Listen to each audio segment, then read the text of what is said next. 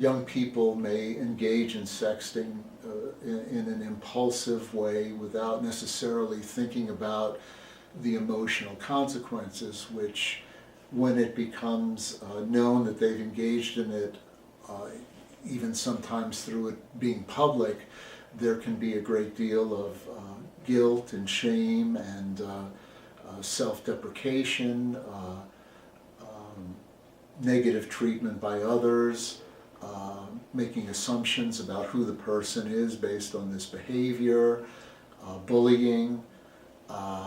So it can have tremendous emotional implications that can lead to anxiety, depression, needing to change schools, family conflicts. So when somebody engages in something without much thought, because they think it's okay, or they're told that it's okay, they can find out later that there's a tremendous regret. The new laws say that if a 14 to 18-year-old kid willingly shares a picture with another, 14 to 18-year-old kid, that's a misdemeanor. Doesn't mean that you can't go to jail. You still can go to jail, and, but it's a misdemeanor. But now, if that boy right here shows his friend or forwards it to his friend, it's a felony.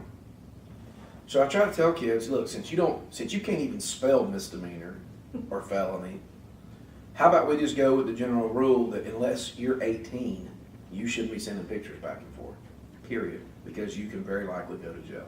And particularly once they get into the adult courts, which means the person is over the age of 17, then some of them carry some really hard mandatory minimum prison sentences. Most of them, particularly the child molestation cases and the solicitation of a child, carry minimum mandatory prison sentences of 25 years in prison. So, what people think might be an innocent act, all of a sudden, they're looking down the barrel of a major prison sentence. Okay.